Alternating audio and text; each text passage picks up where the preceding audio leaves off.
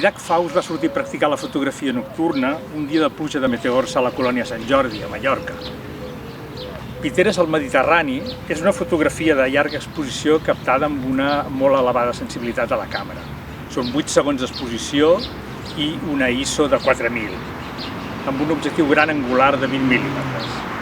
Tal com ens explica ell mateix, va tenir molta sort quan va caure just un bòlid en el moment que estava fent l'exposició entre la zona que hi ha a l'enquadrament entre les Piteres i la Via Làctea. Aquest detall és el colofó a una fotografia que va cridar l'atenció del jurat per la seva perfecta realització i una complexa realització tècnica. Els petits i simpàtics corriols camanegres són els protagonistes de les nostres platges ben conservades. Molt afectats per la presència de persones i gossos a les dunes costaneres, encara sobreviuen però en algunes localitats del litoral mediterrani. La fotografia tramuntana d'en Cristian Modera, presa a la platja de Sant Pere Pescador, ens mostra un corriol enfrontant-se no pas a persones o als seus depredadors, sinó a la insistent vent de la tramuntana empordanesa. L'ús d'un teleobjectiu de llarga focal, 600 mil·límetres, equivalent a 900 pel tipus de càmera que ell va fer servir, i el fet de fer la fotografia molt arran de terra, amb el vent aixecant la sorra, crea un primer pla i un fons molt desenfocats que fan destacar nítidament la figura de l'ocell. Tota la imatge està tenyida per el color càlid de la llum de primera hora del matí. Sembla que aquesta edició del Medfoto ha acabat sortint unes quantes fotografies del mar Mediterrani enfurismat. No sé si serà una qüestió del canvi climàtic o que el Mediterrani ja no és aquell lloc tranquil i solejat dels anuncis turístics. En aquesta categoria, en Marc Marco, amb la seva fotografia Dia d'onades, ens mostra uns surfers navegant amb les veles a la costa mallorquina. Un dia de tardor que el mar està ben núvol. Per proporcionar impacte a la imatge, el que ha fet ha sigut utilitzar un teleobjectiu molt llarg, uns 600 mil·límetres, que comprimeix molt la perspectiva i ha aturat el moviment de l'acció mitjançant una velocitat d'obturació molt ràpida, d'un 3.200 de segon. Veureu que a la imatge hi dominen els tons freds, en general, blavosos, trencats només pels colors una mica més llampants, més vius de les veles, i aquesta franja de llum que hi ha al fons de la imatge que separa la zona de les onades de la zona de la costa. A la categoria Oficis del mar ens trobem la fotografia Tots pescant, d'Andrés Mario Montañés. És un exercici de composició impecable, quelcom realment difícil quan s'incorporen tants elements diferents dins d'una mateixa fotografia. És una imatge que plasma gairebé idíl·licament la convivència entre l'home, les seves activitats i els ocells aquàtics que fan vida en el seu mateix entorn.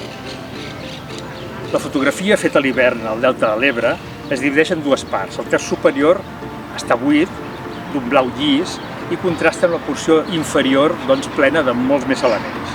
La separació la marca l'horitzó, el pantalà i la barca amb el pescador, que creen aquesta línia horitzontal, i per sota aquests elements tenim una munió de fotges, alguns ànecs collverds, que embolcallen un grup de flamencs. I aquí arribem al punt àlgid de la imatge, que és la combinació de cromatisme. El cromatisme té un paper molt important en aquesta imatge i domina el blau, però només queda trencat pels colors rogencs dels flamencs i també de l'anorac del pescador. Cada any al Medfoto la majoria d'imatges presentades a la categoria de fotografia subaquàtica acostumen a ser de fauna submarina. Però aquest any el jurat ens va cridar l'atenció aquest retrat amb un component humà sortint del bufador de Víctor de Valles. Segons s'explica ell mateix, és un autorretrat que es va fer quan practicava apnea mentre sortia respirant un bufador de la costa nord de Menorca. Els raigs de sol entren des de dalt i fan brillar les ulleres d'una manera que atrau irremediablement la visió de l'espectador.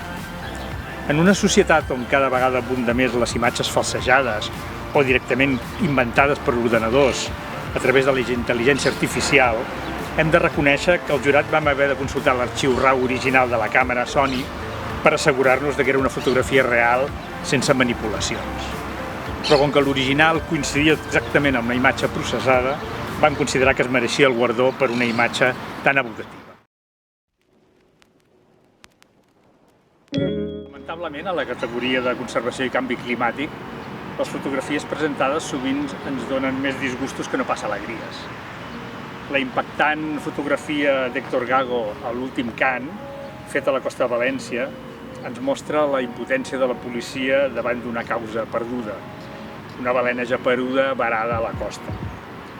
El fotògraf va utilitzar un dron DJI per a poder captar una impactant visió cenital des de dalt, on hi ha un ritme de textures, colors i ombres que porten una certa bellesa formal a un fet tan dramàtic.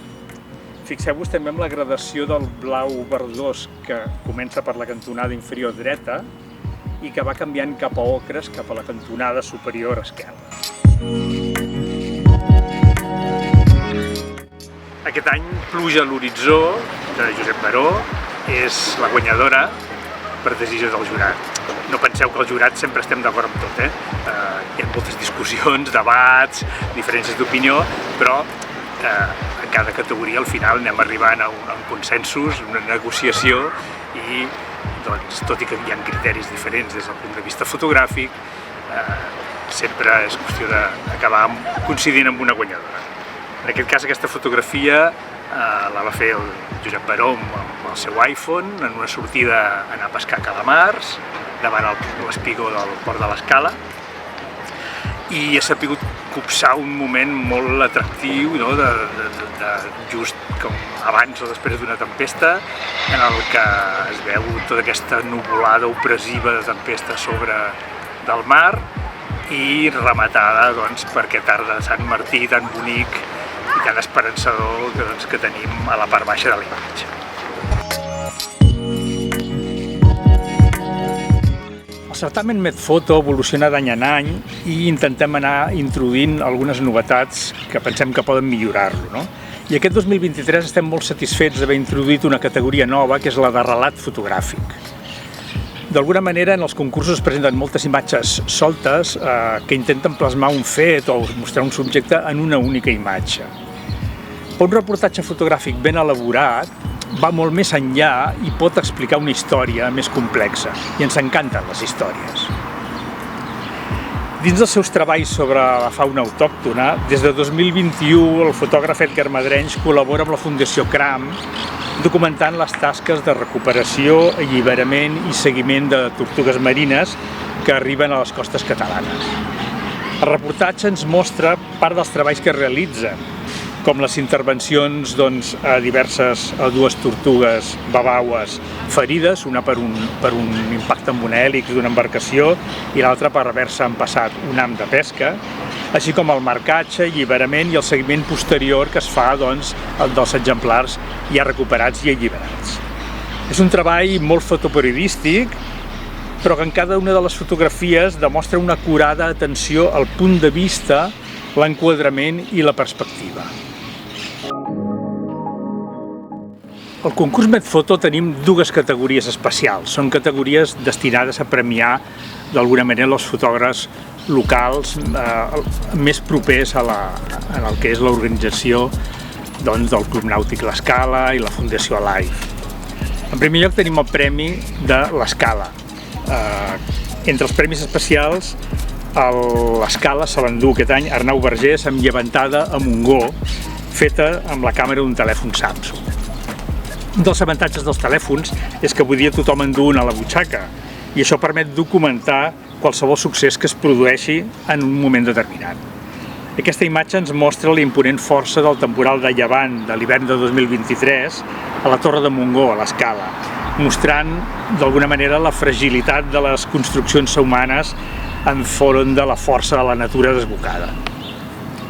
L'altre premi especial, el Costa Brava, és guanyat aquesta vegada també per una fotografia feta amb telèfon mòbil per Marc de Pedra d'Otga Garcia. També és una imatge on la grandesa de la natura deixa empetitit d'alguna manera el ser humà. Aquest fantàstic arc de roca que veieu a la imatge emmarca els participants d'una excursió de pàdel surf al Parc Natural del Montgrí, les Medes i el Baix Ter. Un dia d'aigües perfectes. Fixeu-vos a part del marc en si, en el contrast de colors complementaris que utilitza el fotògraf. Taronges a la part superior i blaus a la part inferior.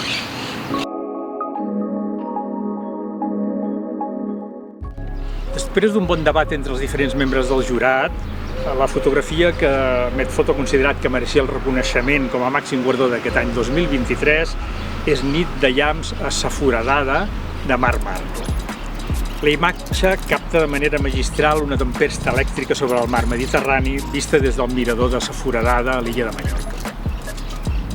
Les oficines de turisme ens venen sempre aquesta imatge idíl·lica, assolellada i acolorida d'un Mediterrani lluminós, però el nostre mar també té caràcter i mal geni, i aquest any hem volgut donar visibilitat a aquest Mediterrani més vigorós, salvatge i feréstec.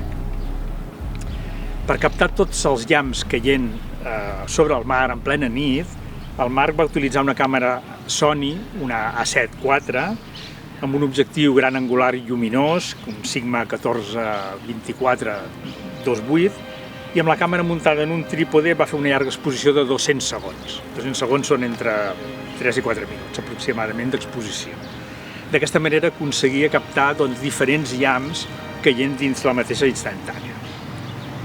Aquests llamps caient, que a la vegada reflecteixen en el mar la seva llum, els amenaçadors núvols de tempesta, la cortina d'aigua, el paisatge en primer pla, en fan una imatge que va captivar el jurat i, curiosament, també a la votació popular.